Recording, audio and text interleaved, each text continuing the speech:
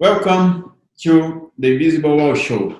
Today we have a special guest again. It's always great to talk about sports, and I've been talking a lot about football last shows, and then the conversation I have with my friend who is again with me, Team Chase, but about football. And today you have a special one. I'm not gonna talk too much about what he have won because it's a great thing. It's a long list so you can read on the internet. But first of all, I want to thank him. See Mo Farah. Mo Farah. Let me call him Mo Farah. Because for me, it's very formal. Hebrews is not used to it. But thank you very much, Mo, to join us in this podcast show. Feel free. Now I want you to enjoy it. It's a nice conversation. I know you have done a great effort today traveling. Thank you very much. We really appreciate that. No problem, man. I'm always here, and it's just nice to be part of it. I guess also a massive fan of you, really. That's great. Yo. I think he was talking to you, not me, Gilberto. And the other side now of the conversation with me and Mo, my usual friend on Team Chase from True Challenge. It's great to have you back, my friend. Thank you once again. We have a very interesting chat today, with Mo, because talking to him, and I was make some research about his story about sports and about something about his childhood. He's very impressed, he's what he has done over the years. Amazing. Thanks to join again.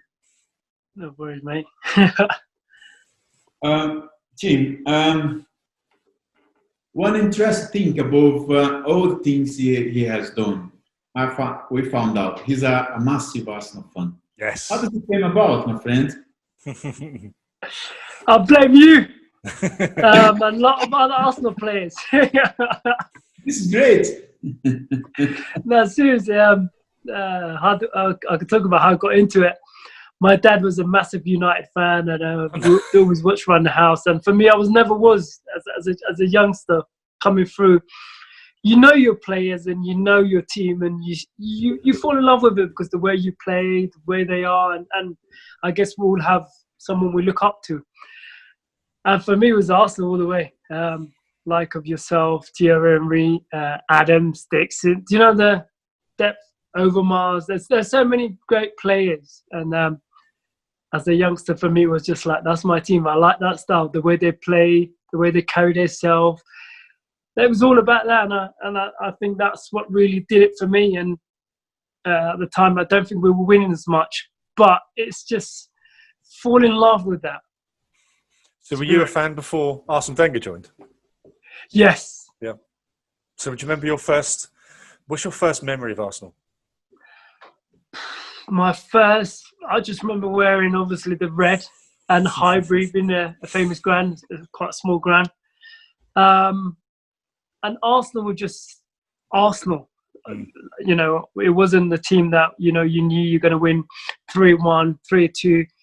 Arsenal were just, a good 1-0, 1-1 and come through. So that's what I remember. And then over time, as we developed key players, we start to become more, that invisible. That's what stands out mostly, if more than my early days, if that makes sense. Yeah. Was it 2003, 2004? Mm-hmm. So did you ever go to Highbury? This was a great time. I did, yeah. I went a few times Highbury, and I was there for, I think, the last year of it when he was getting demolished. And in the Champions League, we were playing Ajax, and we lost. That was the last memories. That's a positive memory of Highbury then. It's gone up, so it's all right. We got the Emirates. Nice. Have you been there to the Emirates? Yeah, we've got season ticket. Have you? Nice. Yeah, I've got 4 beautiful kids and a wife, and I try and rotate between them. And got a rotation plan for the children. The kids have got a rotation plan. 1 week's them, get the full day out of it, and it's just nice to have that because, as I said, I'm a huge Arsenal fan, and yeah. And same as my family now. My son is 4 years old, and he's getting into it, really getting into it. Nice. And, He's not and gonna be a same as Spurs mine. fan. He's definitely not a Spurs fan. He hates Spurs. That's all I know. He hates Spurs. Sorry, I just dropped the phone. That was me. Nice shoes. Am I back in? Yeah. Like Arsenal house. Sorry? Arsenal house. Arsenal? Arsenal house, basically. You and your kids. Oh, my kids. Yeah, everyone. Yeah, that's good. That's good. Another thing. I found that you want to play football for us and play for us at the early days. Is that true? It's true. To be honest, like growing up for me, as you know, in our childhood years, I was born in Somalia, grew up, and when I came to Britain, age of 8, all I ever saw that before that was football. No one we used to run or anything like that. So for me, it was just when the World Cup was on or team were playing, we knew the teams, we knew players and stuff, and everybody tuned in. And as a kid, that's all I ever did: play football outside, come back late. But then when I came to Britain, I wanted to play football rather than do anything else because that was always my dream, to just play football, have fun with my friends. And I didn't have any skills though, to be honest. And I didn't have any skills. I was just good at running. You get past the ball, kick it out, cross the ball, and that was it. In the wing. You're the winger. Gilberto started as a winger. I started as a He's got winger. skills though. You see that the ball is like dum dum. I started as a wing, but not that fast like you. So I dropped in the middle, more congestion, where I could stay there and have somebody on my side was much better. But you had skills, obviously. You played for Arsenal, Brazil. What else? But for me, it's like, as I said earlier in my career, I honestly thought I wanted to make as a footballer, and I didn't have the skills. And sometimes, you have the talents, and we all have talents of something. It doesn't matter what it is. But then it's kind of using that talent and working hard to win medals or to win, matches or to sign up for big clubs. And at that time, I think I was 15, 14 at that age. And that's when I realized that, mate, football's not for me because I wasn't good enough. And I could see like other people, making it.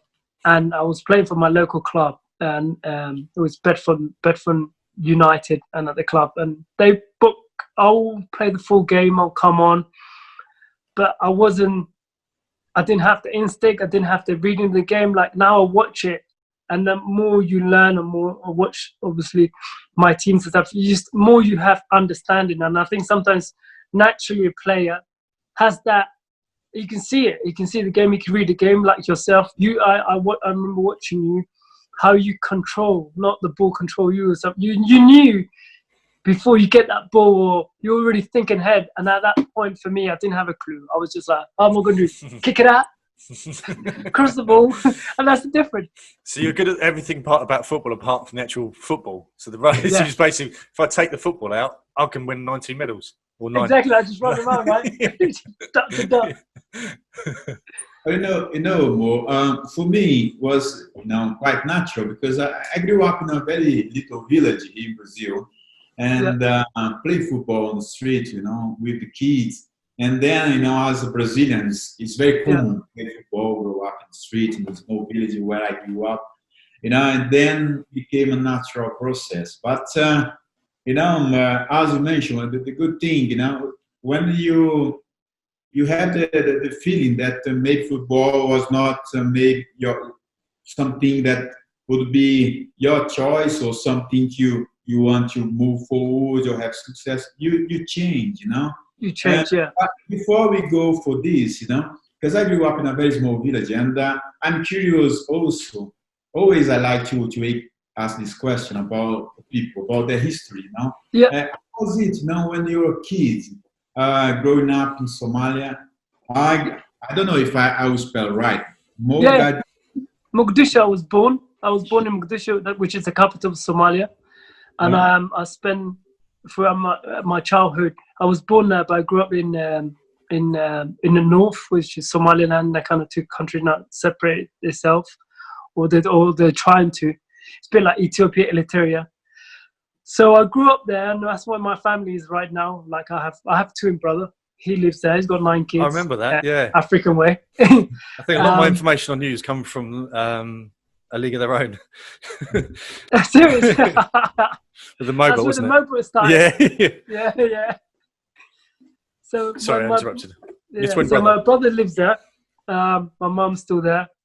And I grew up early part of my years till I think I was about 4, and then went to Djibouti, which is just off Somalia. It's a little island. Djibouti is called, and speak French. And then that's where I spent pretty much till I was 8 when I came to UK. When I came with my brother and my mum in the UK. But early age of when I was young, I was just in Africa, life is difficult.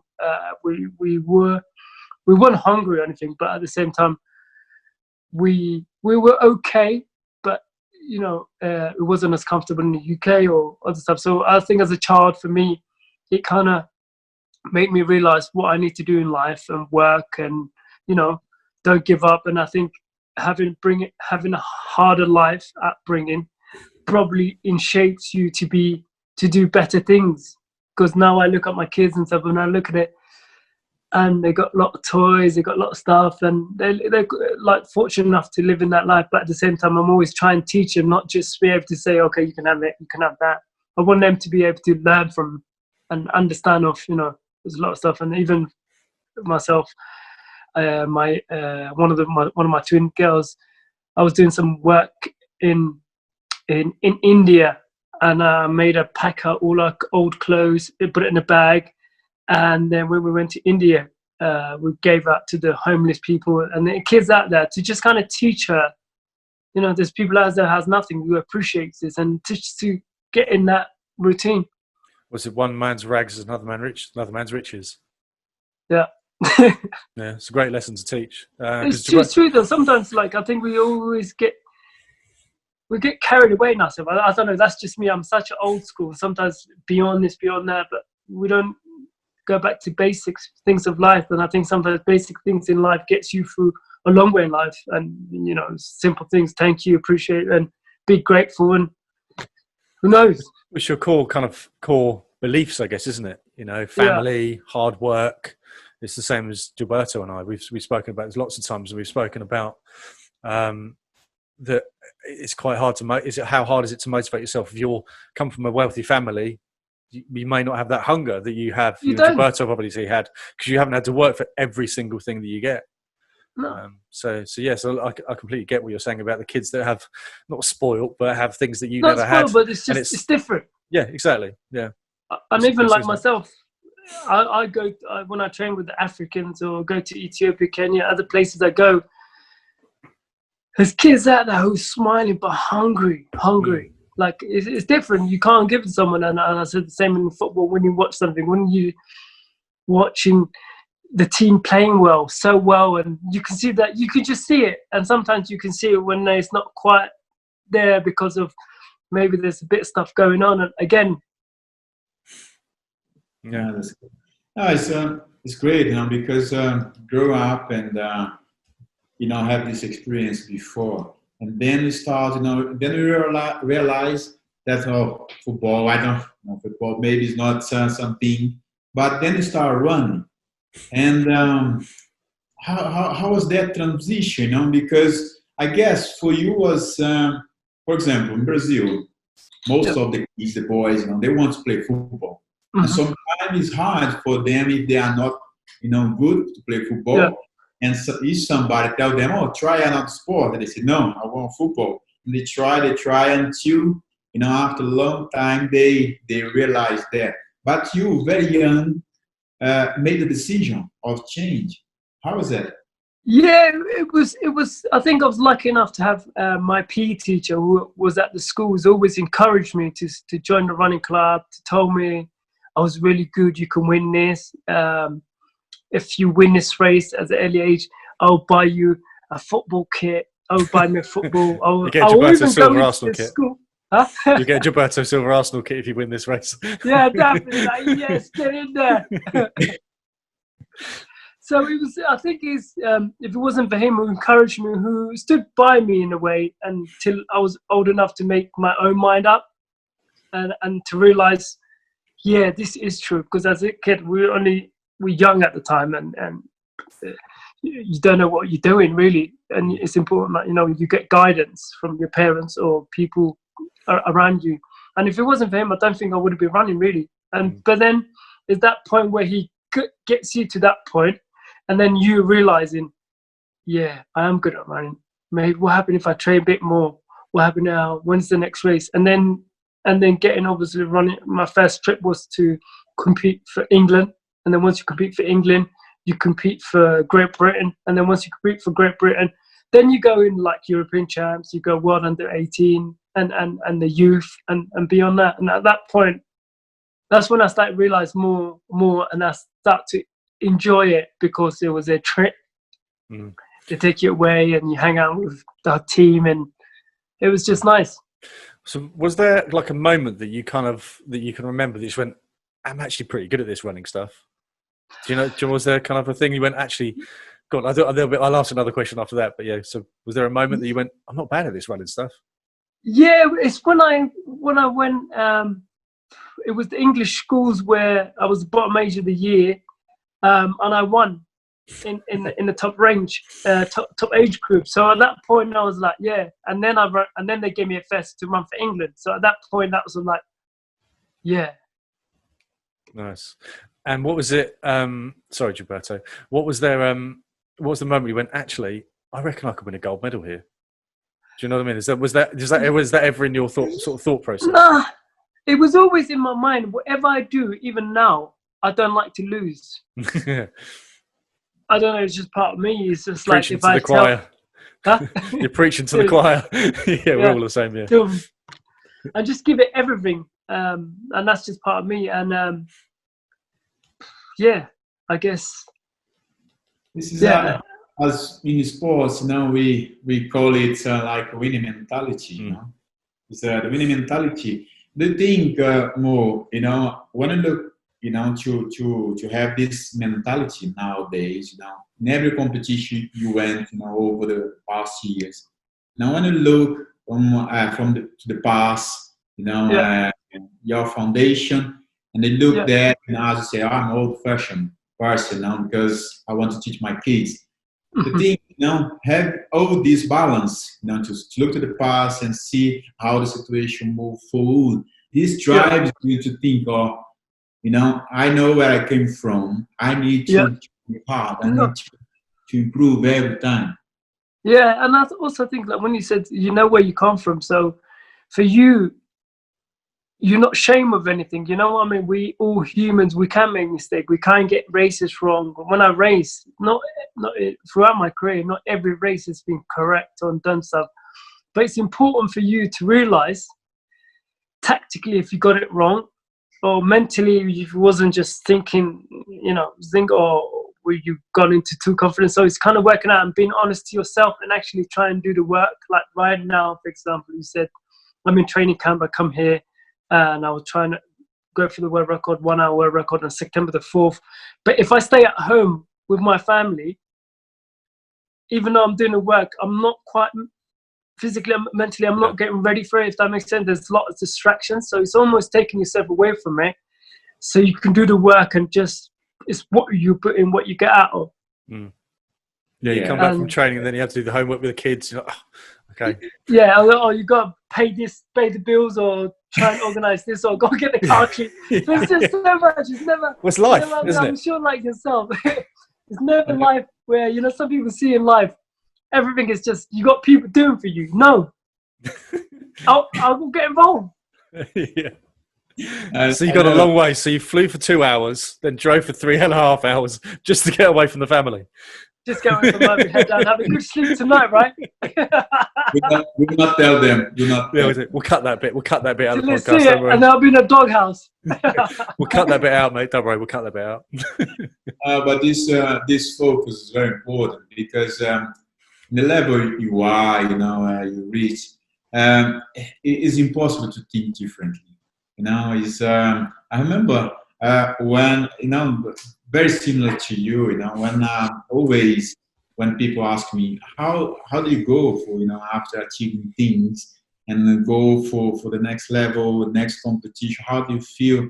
I said, the first thing I have in mind, is just look on my past, from where I came from. And as you said, I'm not feel ashamed of that. I'm feel proud. Yeah. Because, this is what made me strong. Yeah. This is what built up me as a man very early in life, because early in life I had to work, and not because I have to, but because I want, and then you discover that you are stronger, without that.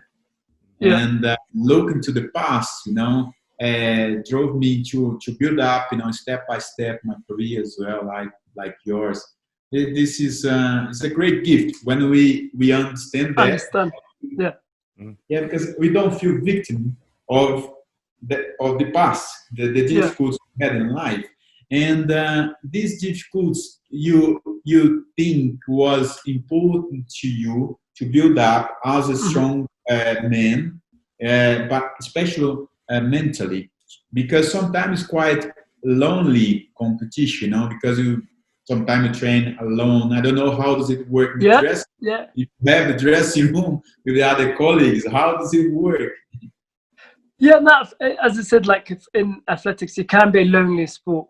But for me, and it's something that I've done throughout my career and learn, and I like to be able to have certain training partners that I got on well with them, who can give me some positive energy in terms of there's days like you're tired, you don't feel like going for a run, but you got your training partner here. You say, "Oh, come on, let's just go for a run." We just go for a little short 6 miles, 7 miles.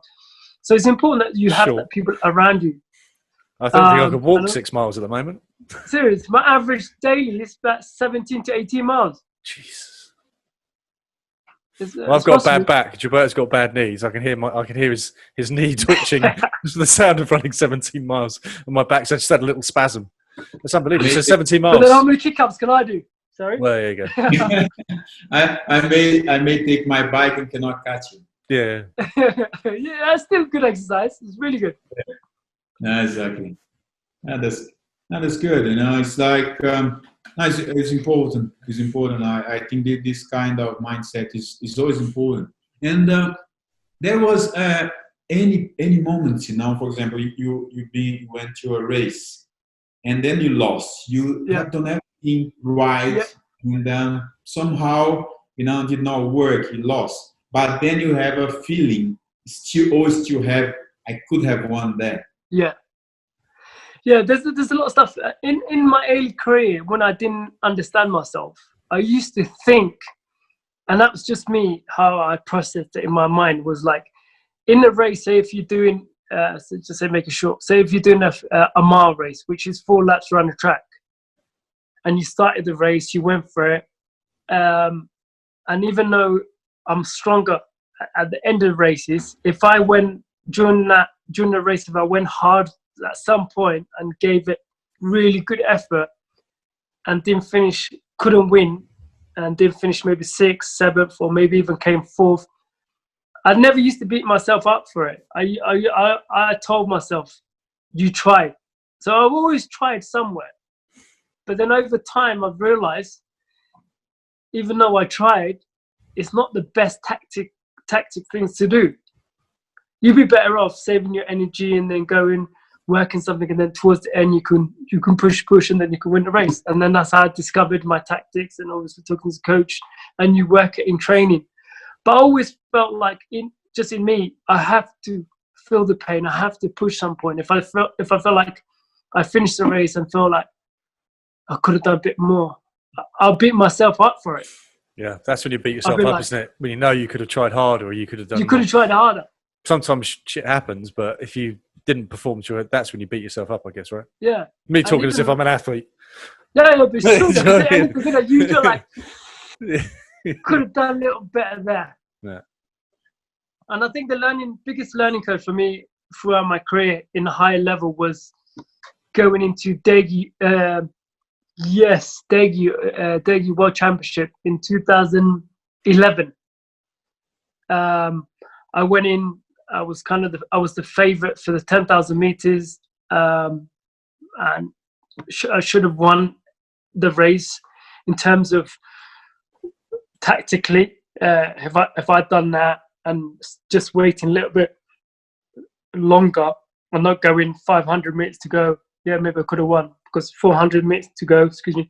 I just went in hard because I wasn't aware of my opposition. So I was aware of three guys, which I knew what they're capable of, but the fourth guy, I wasn't aware of him, and they'd just gone too hard.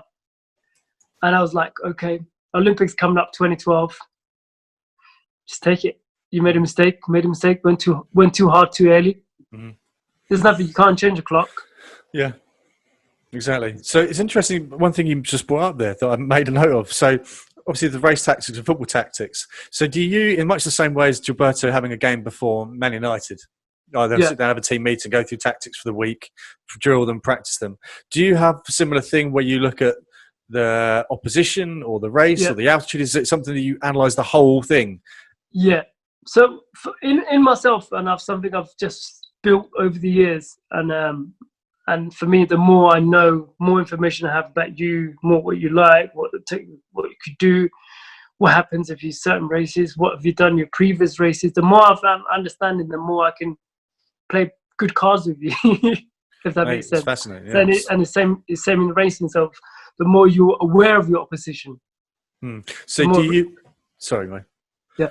So would you have your tactics, and you'd be like, do you know what? This is my tactics. I'm Mo Farah. And this is what I'm doing. Or would you go, right, he's going to go hard to begin with. This guy's going to have a strong middle bit. This guy, I'm obviously talking real basics and layman terms. Yeah. So thanks for sticking with me. Do you kind of take into their tactics and go, right, I know he's going to go, so I've just got to keep pace with him until he's finished.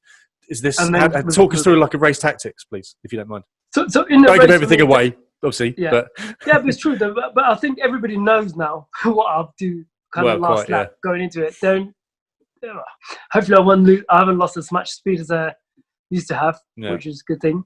But I think everybody kind of knows what I'm going to do anyway towards end of races. I'm stronger, finishing fast towards the end. But it's important beforehand you kind of stay patient. Don't go too hard early on. Control. Let's say, for example, there's two guys in the team, and one of the guys might make sacrifice for the other guy, and it happens a lot. And particularly the Ethiopians and the Kenyans do that on purpose, in terms of they don't want you to beat them, so they rather this guy takes you out, so his mate can win. So like Formula One. Works. Yeah, take him out, let him through. Nice, yeah. Because I remember 2012. So I live in a tiny village just outside of Brighton, and it's exactly what you think of it when you think of a tiny little country village. Yeah. And we were all, when the weather's nice, everyone descends to the local cricket clubs. It's basically a massive area where you can have a cheap beer, basically. And I remember the whole pub, there must have been 400 people at this cricket club, which is almost half the village, wedged into the cricket club to watch your final. And the place erupted as loud as when Beckham scored the free kick against Greece to get England through to, mate. It was unbelievable. It was unbelievable. And you see the clips of beer flying. It was genuinely like that. And I've never been personally so excited about a race as I have. And I've never seen other people before that look like they've never run in their life before. But so, mate, it was. I kind of get goosebumps as I'm talking about it. It's it's just, as I said, it's like, Tim, it's amazing.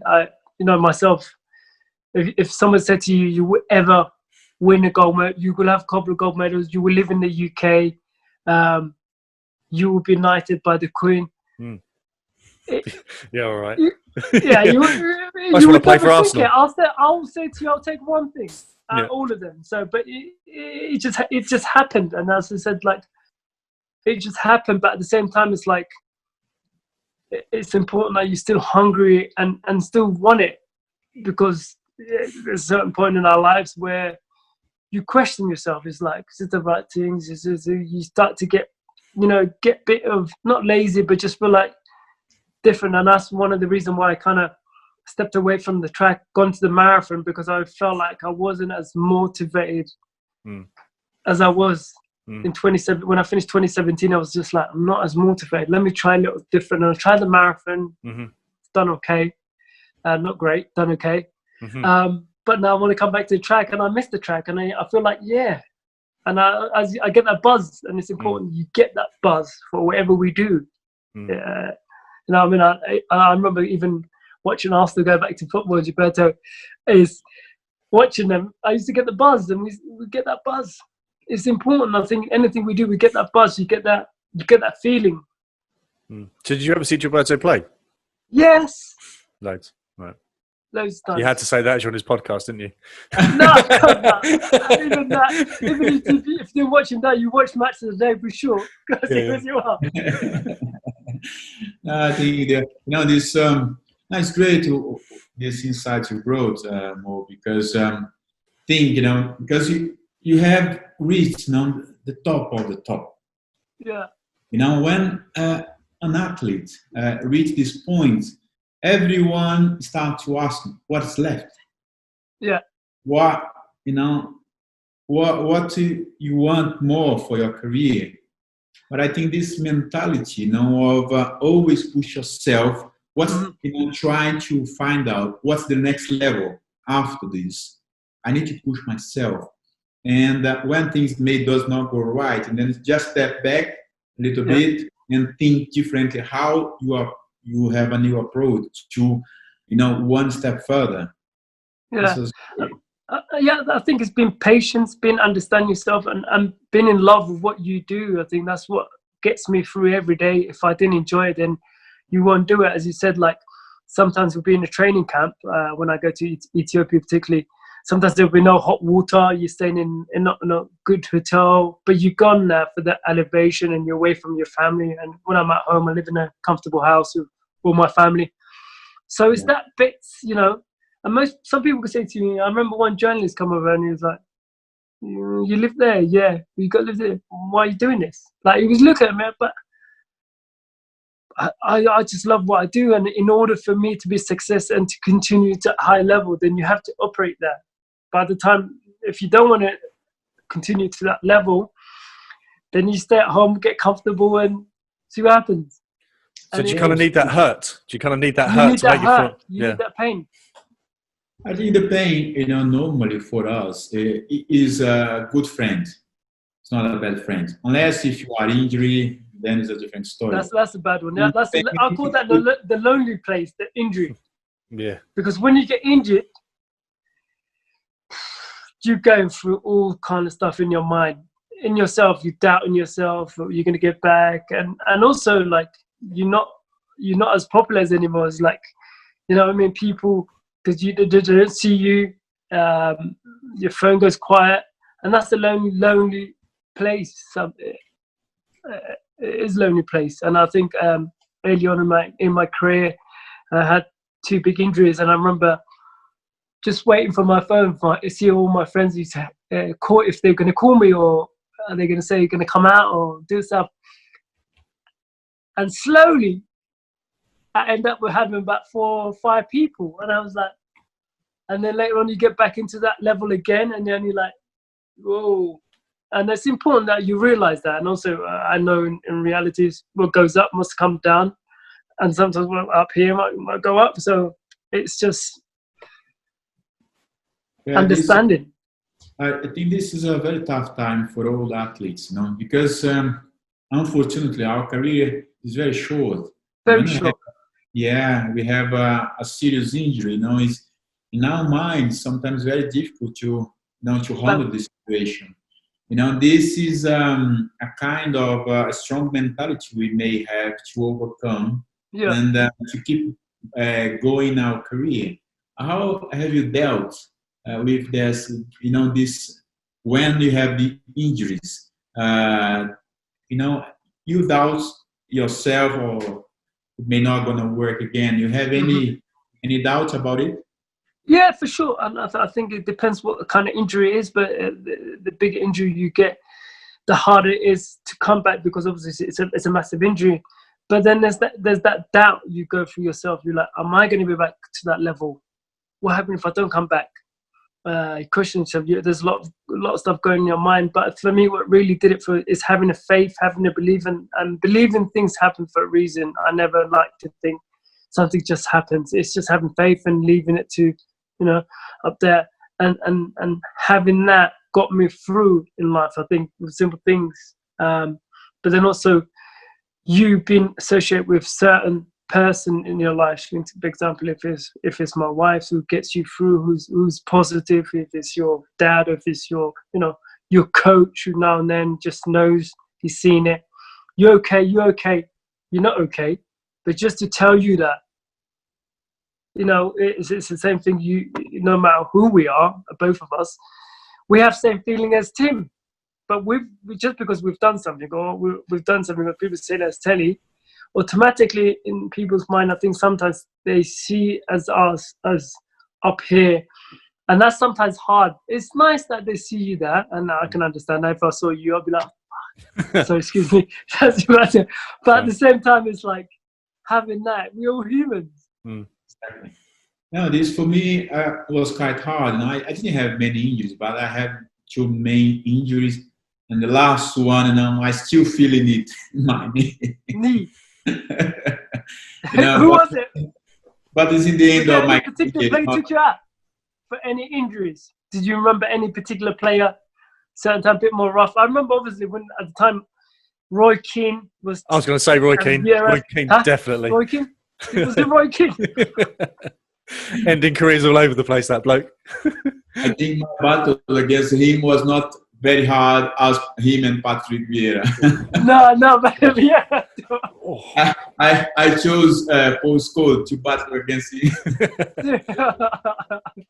But of course, play against Manchester United was always hard, especially because they had a very good team, strong team, and right in the other side. It's like for us having Patrick Vieira, two leaders of each team, and you have to be ready for those type of challenges. You know that the game is going to be hard.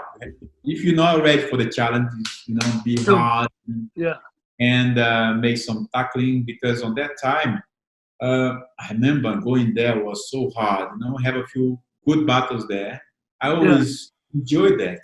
And the more the game was physical, more I enjoyed that. More we enjoyed the buzz. This was part of our nature, to face all these challenges. And, of course, at some point we get some injury. As I mentioned, I have a few injuries in my career. And that when I have a bad injury, it's always, or when I go back, somebody will take my place. I don't know. But for me, the tactics I always use was not put attention football, because when I had at Arsenal, I had a back injury. I stayed 6 months out. I could do nothing. The first thing for me, the learning process for me was. First thing, I can't do nothing about it. Just forget football for the moment. I put football away and concentrate on the family and my recovery. And then in the learning about studying, read a book, or trying to do something else that occupy my mind. Because the problem is here. Because the problem can be small, but if you can create a monster inside you can. Yeah, because it all depends how much we think about it. Even if, as you said, like the game is like, just going back into that certain game, sometimes we're all different, but some people, like my training partner, for example, like we were doing exactly the same thing, he'd be ready something else, but in the mind, we work differently. So I know in his mind, he's like, you have to always do more, but it's not necessarily always do more. Sometimes by you doing more, it's not the right thing. Is you get more at the time. It's more being understanding yourself and understanding that I just do 2 more sessions. I could get just over the hill and overtrain a little bit, but it's also understanding and just being a bit more clued up, if that makes sense. And everyone is different. You mentioned the training partners earlier, and you've said you've got a couple that you really like to work with. Is that because they know when to give you a foot up the arse and when to give you kind of an arm around the shoulder? Like to take a footballing kind of quote, you kind of know they know you quite well. and they know how to get best from you. Because I guess as a training partner, it's not just pushing you and running, making you run or whatever. It is understanding when you're just going to go, I've had a row with the wife and I don't want to do it today. They just go, get your shoes on, Mo. And they actually, well, let's just do a light one today. Do you know what I mean? I'm saying I'm dumbing it down so that I can understand it. But is that as important as the training partner as someone who's really fit and going to push you physically? Yeah, no, 100%. It's important as that's training as the mentally, and I think it's important that you have that person knows you, or you know them, you got on well with them, you're having a laugh, you get things out of your chest and just cracking away, and whilst you cracking a joke through, and then the training goes faster. Yeah, you get through it, and by the time you realise, you're like, man, we've spent the last 6 weeks in this camp. It's gone quick, really. And that's just that. That's why I had Ray Parler in the Arsenal dressing room. Make life go a bit easier.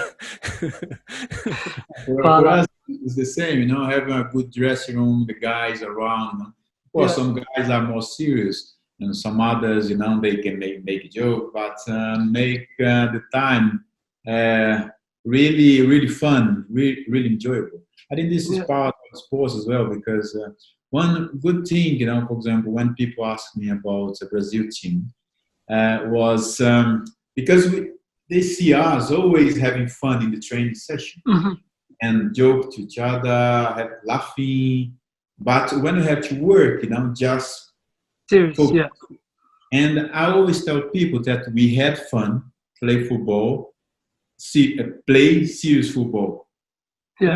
You can relax and have a good balance in what do you want to achieve, but also when you have to focus, just do whatever you can and push yourself as much as you can. Yeah, and I also think everyone's different. I guess also, like, we're lucky enough, we travel around the world, we've seen different culture, different countries, and different things. And over time, I think what really kind of stood out for me is just like how we all human, but at the same time different. It's different. Like, I went to Rio de Janeiro. Obviously, got great memories there. But came back with some souvenirs. Came back with two good souvenirs. I bought some souvenirs. I wouldn't say on the broadcast here. Yeah, I did bring a couple of. No, I meant gold medals. A couple of gold medals. But it was just the atmosphere different and different things. But if you're not expecting of something to be what it is at home, then it is far more easy and relaxed. But I think sometimes the expectations, what we put on ourselves to go, have to be as good as that. Have to be. Which, and I think it suits me, and it suits other people, like being more relaxed and a little bit chilled out. Actually, it's easier. Yeah. Well, it's when people see, you, maybe they saw me many times and maybe think, Mo is a lucky guy, he reached the top. But people sometimes don't understand, as you mentioned before, the difficulties you had in your career, to achieve all these things. What was, all the race you have, let's say, I don't know how many. Yeah. But what was the most difficult race you have in memory? A beautiful race? Yeah, you have one. Difficult race. Any, you can be any. You won or not. Yeah, I think that, like, the difficult one was, I think, London. London was the most difficult one, and the reason why is, I'll tell you about it, was the previous Olympics in Beijing, I didn't even make the final. So I got knocked out to semi-final. So you run the heat, they run two heats, and top four go through each heat, and 4 fastest losers. And I wasn't top 4, I wasn't the fastest 4 losers. So I didn't make it. And I remember telling myself, being so disappointed, and telling myself, next Olympics, I need to do something. I'm going to do something. I'm going to train each year. And Olympics only come around every 4 years once. And then at that point, we got the bid to host it in London, and I didn't think of too much about it, and was through. And then being a poster boy leading up to Olympics, I like where I am now, I'm in south of France, so I'll base myself here for the training camp before the Olympics and lock everything up. I wasn't watching any of the TV or newspaper. I was just kind of just focusing that. And I came in 2 days before my race. And I remember someone saying to me that 2 days beforehand, he said to me, your life is going to change if you overturn this, if you win this or do something great here, your life is going to change. I was like, have a laugh. And just messing around because I never visioned that. I never thought that part. And then arriving in the UK, got off the bus and seen everyone, and then turning out to the Olympic Stadium, just a training run, and then going in, taking a deep breath in and going, whole country's watching me. Whole country's watching me. And it's so easily you could have gone the other way where you go, the whole country's watching me. Everyone expects me to win because I've done well the year before that and I came so close winning the gold. And it's the Olympics. And I think in normal people would have sometimes thought different and gone, can't quite do it. And maybe it wouldn't come through. But in my mind, that was the hardest moment of my career. And thinking, what would happen if I didn't? It's amazing. I think this mindset, to concentrate in the home soil. Yeah. I think this is tough because, for example, in the World Cup in Brazil in football, we had 2 editions, and 2 editions for us went wrong. Yeah. And the last one, terrible wrong against Germany. For me, it's very painful. Yeah. But I can imagine, if you are there, play home, if I was one of those players playing here and being knocked very badly by the opponent. Yeah. And I think this is tough, especially because you are in front of your own fans. Home, yeah. And I guess, and then in that race thinking, the little doubts come in your mind, but clearing that as quick as possible, going, no. They're here to do, they're only supporting me, they're not supporting everyone else. And then kind of turn it into a positive.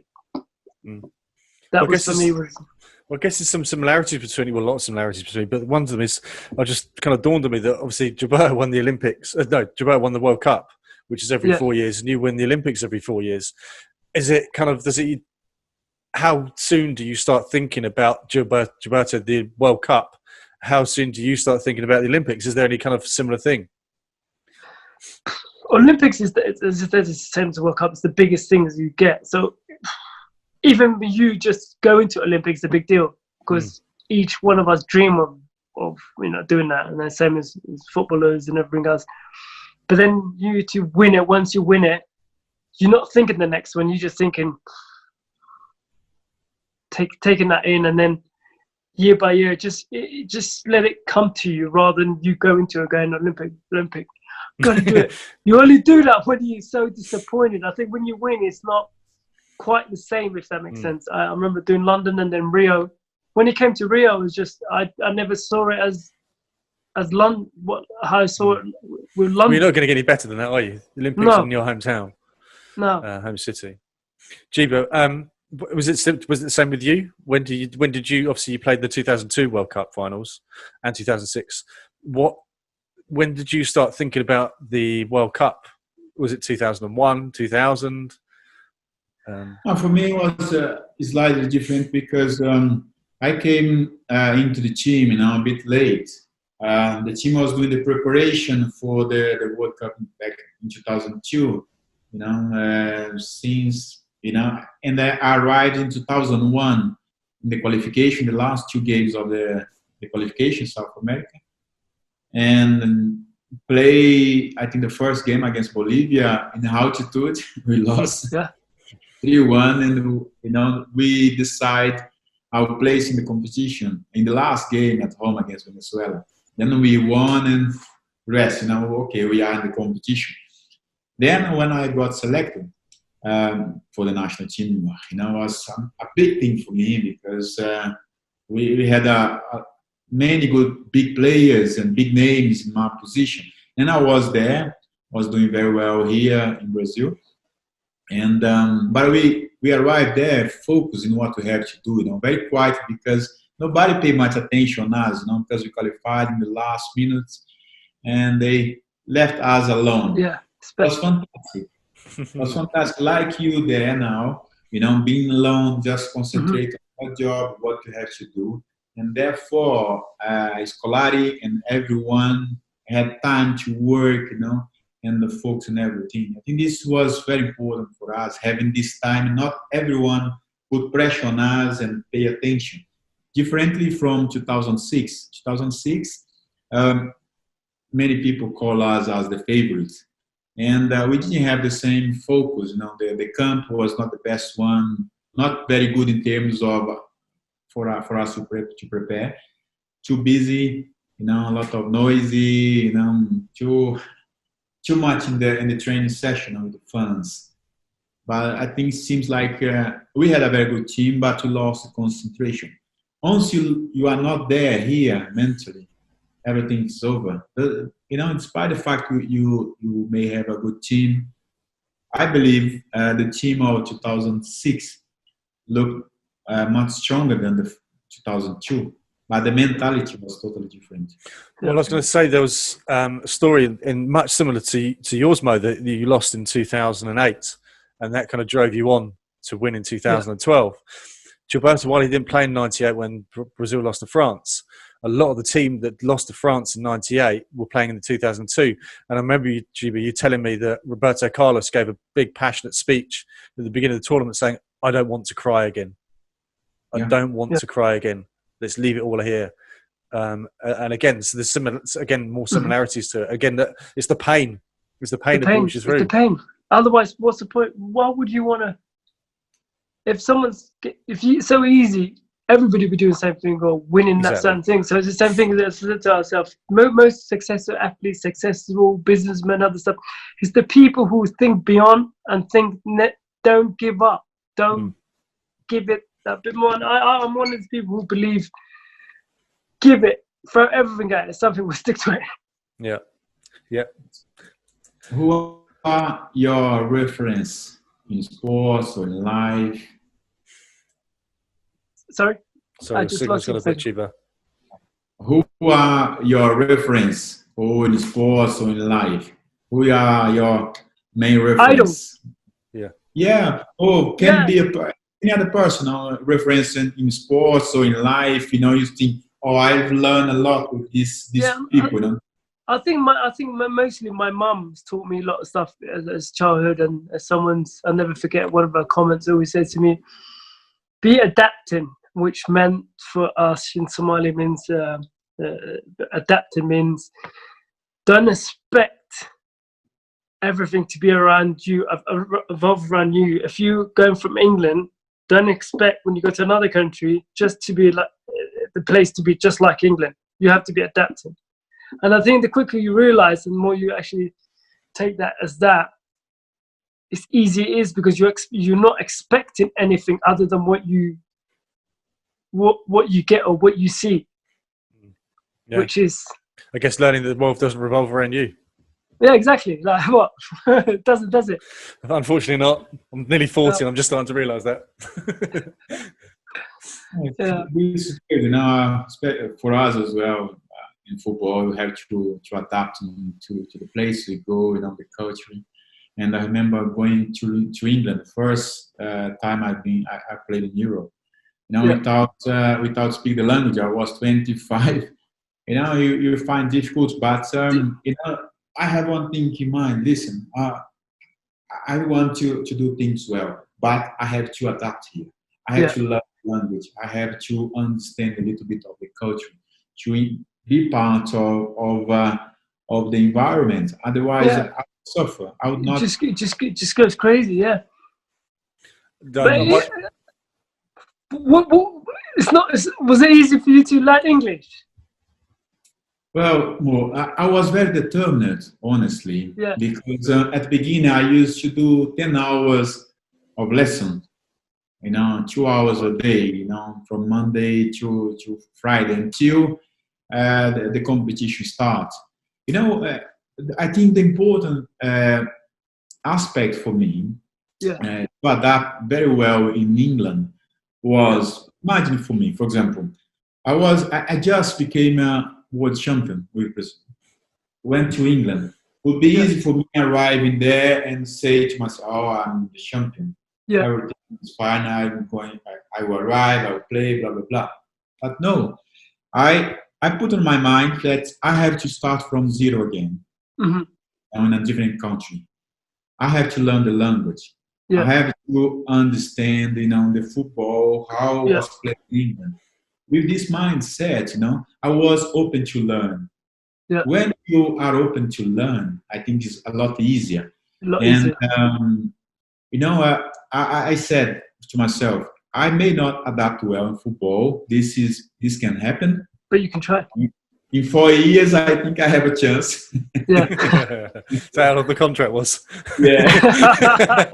4 years at least. And, but I will not leave this country without learning the language. Yeah. I think having this in mind was easy for me, to absorb the country. I was very curious to learn. I want to learn, every time. It's amazing because even for me, like I came to 8 not speaking a word of English, but I was only 8 years old, so it's easier when you're 8 years old because you pick up. And I'm still learning. I think all 3 of us are, mate. Don't worry about that. Are we? Are you from Wales? No, I'm joking. All right, 1-0. 1-0. That's how we're playing it, is it? Well, because we had Edu on the podcast last week, and I asked him. I said, "What was it like, Gilberto, coming into the room?" Because he's a very humble, kind of quietly spoken man. And I said, "Was he how was he? Was he nervous or anything?" Because Gilberto said, "Look, I was nervous." Mm-hmm. It was going to Dennis Bergkamp, Patrick Vieira, Thierry Henry, all these players, and I was a bit nervous getting there. So I asked Edu what his side of thing was. He went, "Just won the World Cup. We were nervous about him coming in. Was he going to take spots? So it's interesting to hear both sides of the story." Yeah, that's great. So, Mo, as we are very close to an end, it's almost you've done enough traveling today. No worries. Now, one curious thing, I asked that day to Roberto Carlos. You've been knighted by the Queen. It's for what you have done, such amazing things. It's unbelievable what I have done. I think when you look back, you see all your career. Do you figure out what you have done? No, you sometimes you have to be honest with yourself, and some there's times where you just having a hard day and you just find an old DVD or old race and you watch it and he gets you through. And that normally gets me through, but I haven't really thought too much about it. And I think the day when I hang up and you're away from it and you're on the other side, I think that's when you realize what you've done. But I just feel like proud to know that, you have achieved all that things, and also to know where you come from and when you come to UK, you're nothing, and to know what you have achieved and what you gave back as the country, and I think that's it. And other things really it makes me happy and proud is my family. It means everything to me. When I see my kids and seeing that and then knowing that they're happy, I think that's what that's what makes me like, wow. I'm a good dad. I'm a good dad.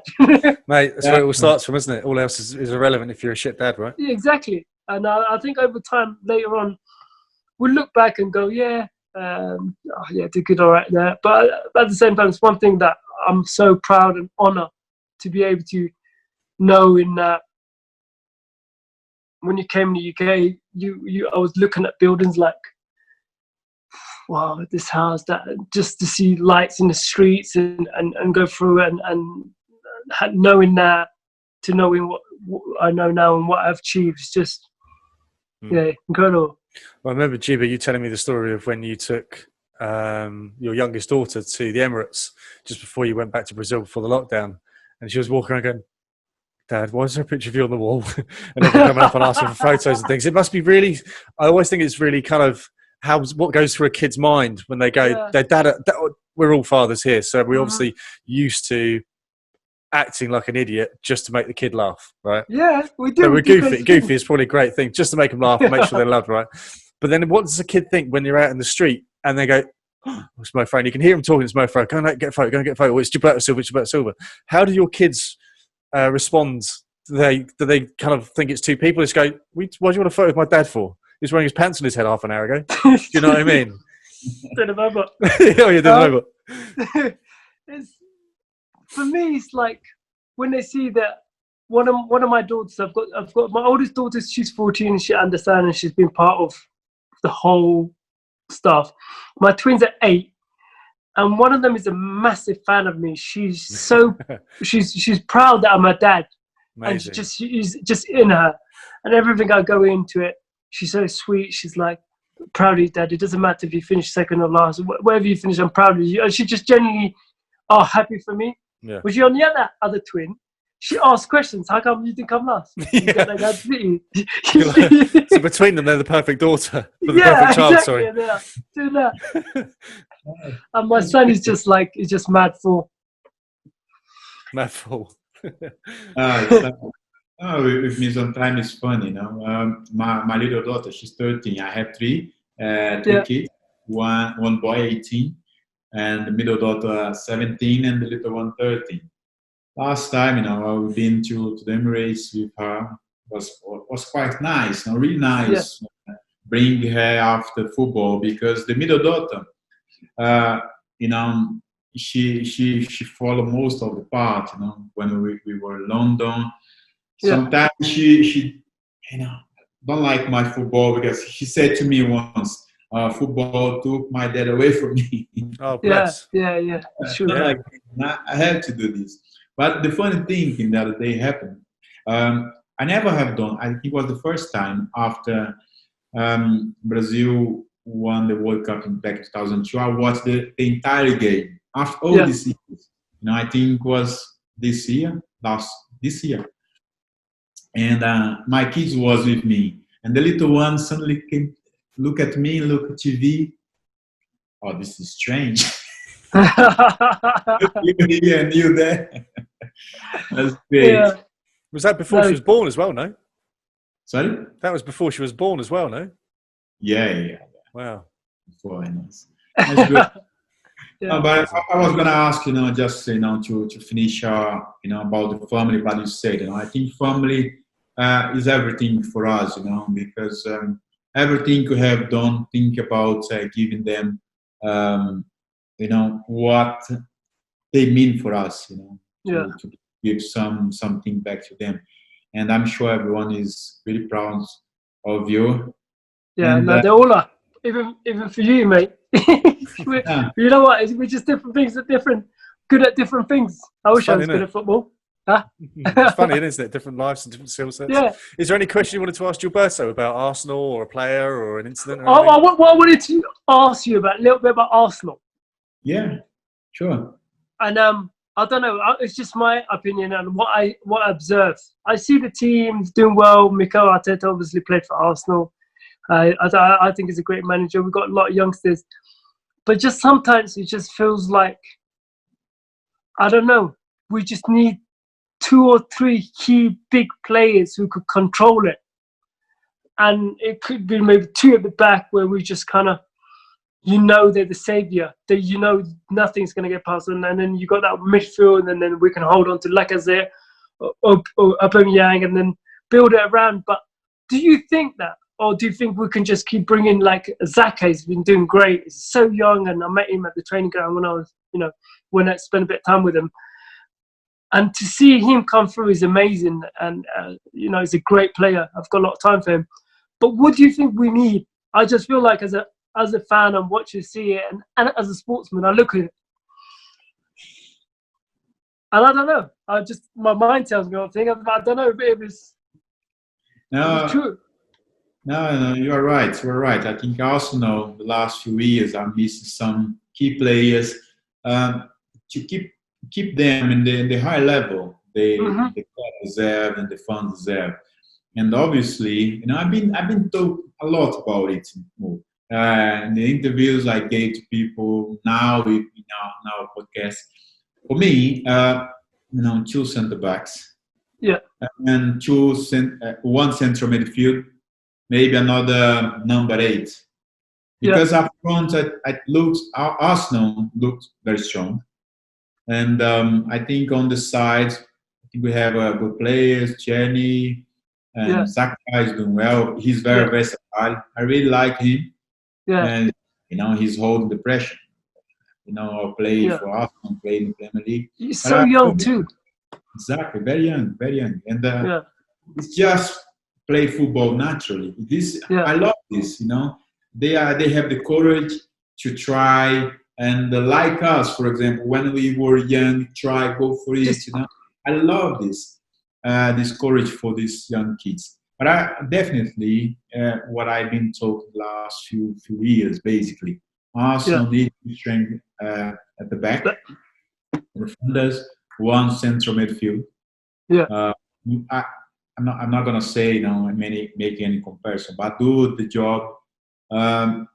Me and Patrick have done some other plays we have seen. Yeah, but that's what I mean. Like when you were there, I could watch that game and knowing that you're gonna hold it no matter what. And if we didn't hold it, something happened. It only happened last minute.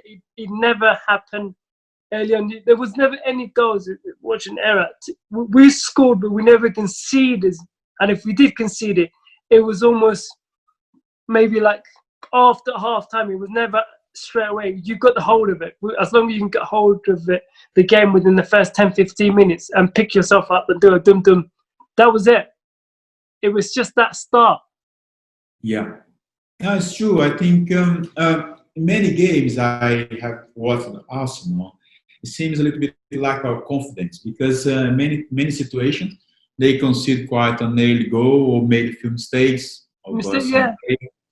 And suddenly, you don't see them enjoy football. The pressure was there, and they could not play easily, and the opponent put pressure. It's not the same. But for example, not going back to the game yesterday, and today is like a very good day for us to have a conversation about Arsenal, because yesterday had a very last weekend we were very disappointed. We were good. Last against Spurs, for example, I was very disappointed because they had a very good game. They controlled the game, a good possession, but mistakes cost them. Yes. But then on Liverpool, on the other hand, last night, was it last night? No, it was the night before. Yeah. Last night. Yeah. You see them yesterday. They didn't have the best game, maybe their best game. Liverpool, it's very difficult to talk about. Yeah, because they already got it. They are at the top. But they control the game. They were in Arsenal's half and controlling. They have most of the possession, but he scored first goal, and then 2 mistakes cost them 3 points, and Arsenal took advantage of it.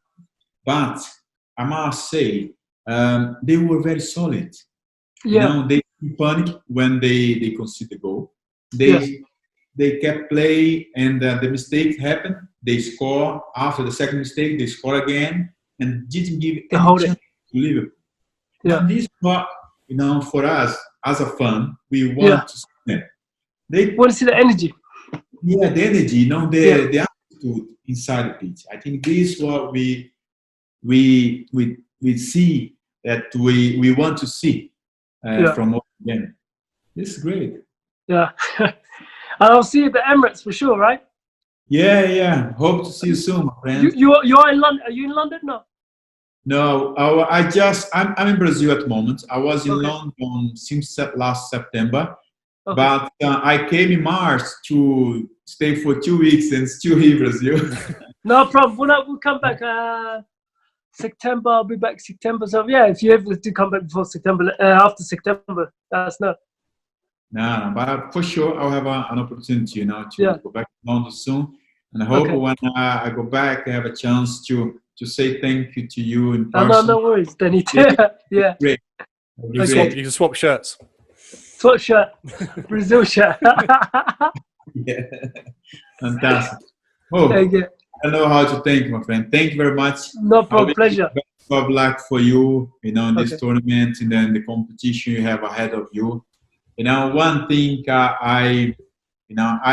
I've heard of Marcel Desailly a few years when I was thinking to Yeah. stop playing football when I was 31 years of age, because Yeah. I went to Greece Yeah. for 3 years contract, and I told him in the airport in Paris, I said, Yeah. I'm going to Greece because for 3 years contract, after that I'm going to stop. He said to me, I never forgot it. And he said, enjoy football as much as you can, because once finish, it's gone. It's gone. Enjoy as much you can. Run. Enjoy it. Make most of it. It's gone. Well done for everything. You Yeah. are such an inspiration person for all of us. We didn't talk about what you have done, because for me, we can read these, people can read this. I really want to absorb you, listen for you, your stories, the things you have gone through. I think this for me was great, because I learned a lot of things with you today. All the best to you. Okay. No problem. Thank you, mate. I'll be I'll here. say hi to the family, most important thing. And see you later, Tim. All the best. Cheers, All mate. right, mate. Take care. Bye. Bye. Okay. Bye-bye.